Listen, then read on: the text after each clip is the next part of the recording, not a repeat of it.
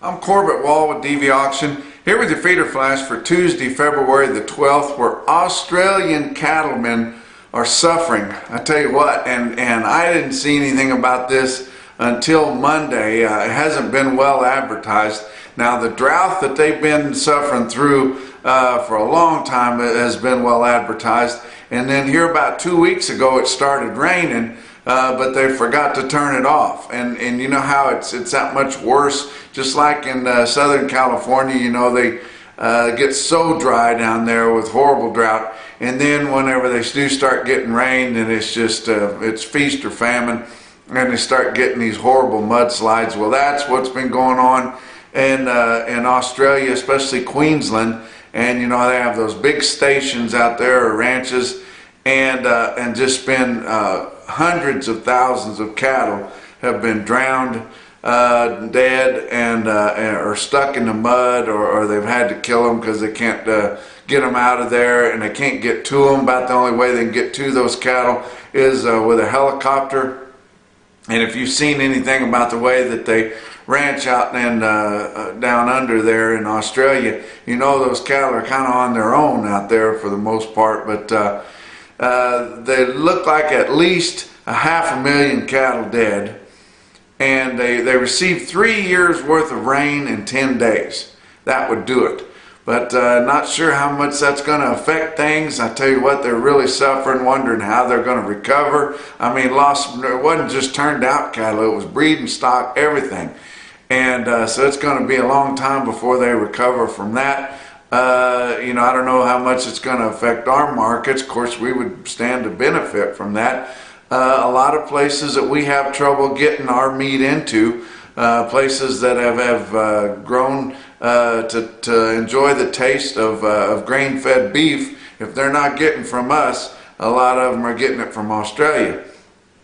So we'll see how that goes, but say a prayer for the Australian cattlemen sometime today if you think about it. Look at the board on Monday. February live cattle futures up 45 cents at 127.82. April up 37 cents at 128.30. You go from April down to June, and like I've said many times, it's a $10 drop when you go off that. March feeder cattle up 57 cents at 144.67. April up 77 cents at 146.67. Weighted average on last week's fat cattle trade was 76,000, fairly light. They really need somewhere close to 90 or 100,000 to cover what they need, and in turn we need that to kind of clean up what we need to sell negotiated cash. You know, I told you about it over the weekend visits there. It was kind of a flop. We were all excited about getting 125. The 125 was there. We got a little bit of greedy on the cattle feeder side, wanting 127. They were daring you to price them at 126. They were daring you to take 125. It was kind of like a cross between trying to buy a new car off of a new car salesman there, the way they were wanting to go back and forth and talk to the sales manager. And then on the other side, it was kind of like some junior high kids that had a crush on each other and both wanted to dance, but were too bashful to really come forward and make the deal. And it was kind of interesting. Friday I was actually traveling with the Consolidated Beef Producers. They sell more negotiated cash cattle than anybody. It was a frustrating thing there, but a lot of cattle went unsold that normally would have sold negotiated cash.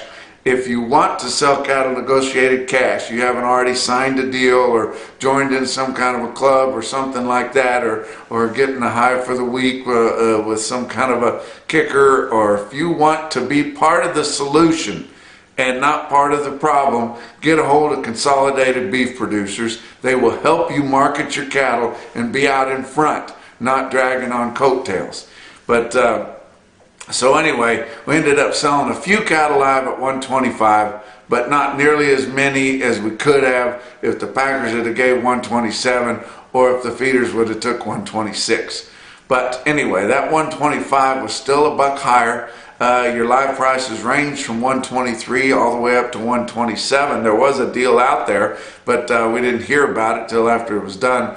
Your weighted average on all your live steers in the 5-area feeding region was 124.98. That was $1.11 higher than the previous week's weighted average on live steers. Your dress market was much easier. Everybody was kind of wanting $2 a pound. That's a nice benchmark there. They were ready to give it. So your dress trade was $200. Your prices, that was $2 higher for the most part. Your prices range 196 to 204. Your weighted average on dress steers in the 5-area, 199.88, and that was up $1.54 from the previous week's dress steers weighted average. Nationwide, 93,200 head sold when you added in the Great Northwest and back up in Pennsylvania and places.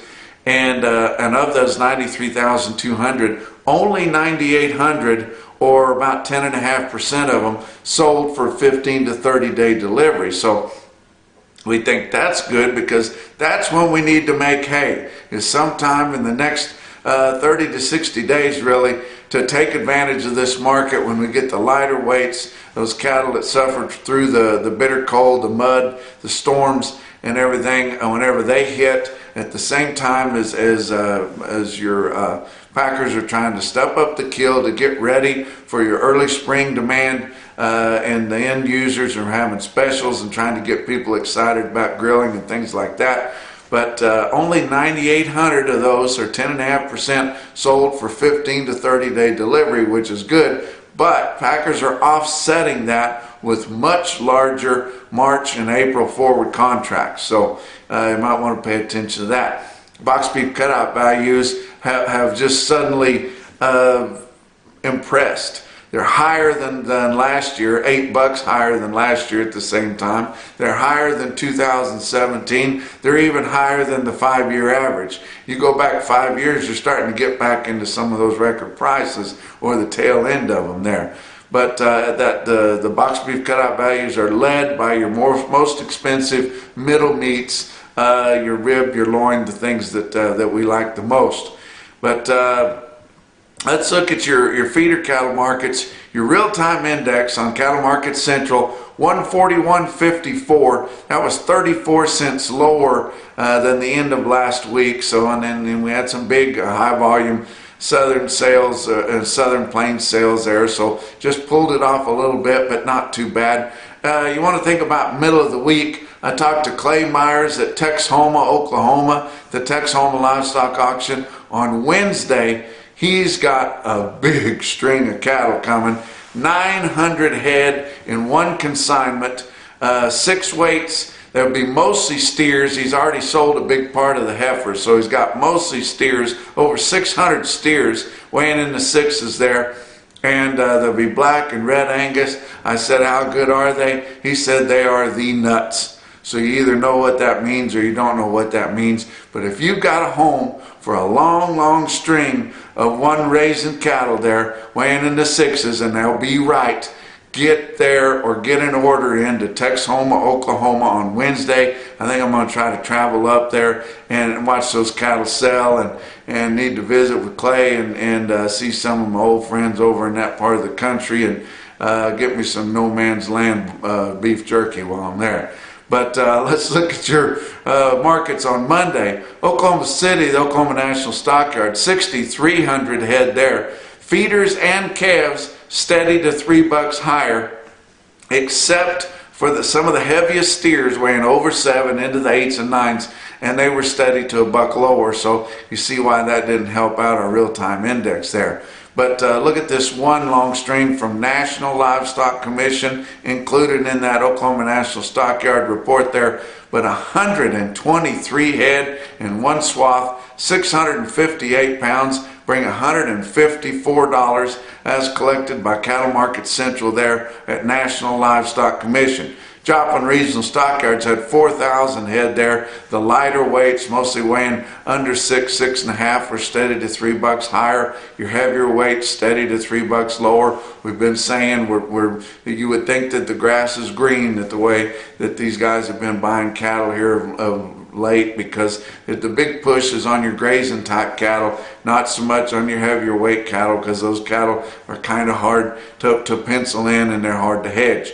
Look at Russell, Iowa. Russell Livestock Auction always has a good sale on Monday. 3,400 head there. Market was $1 to $2 higher, except for your bigger steers weighing over in your 7s, 8s, and 9s, and then they were $2 cheaper, and that's kind of what we've been seeing. But you talk about some highlight calves, and as I've been talking, they're really putting a push on these good top quality grazing type steers. 59 head of steer calves weighed 521 pounds at 188.50. Very impressive. And then the top sale, the highest cattle sold on Monday, as reported by Cattle Market Central and yours truly at Sylvan Sales Commission Company, Sylvan Grove, Kansas. Toby Myers even called me to tell me about them. He was afraid I might miss them because they were a little heavy, and he's right, I probably would have missed them. But here you see it in black and white on Cattle Market Central, an individual quote, 54 head, one raisin, all black, same man's cattle. They were backgrounded but not too fleshy, weigh 1050. So started pretty good there at 138.50. Wow, that's your feeder flash for Tuesday.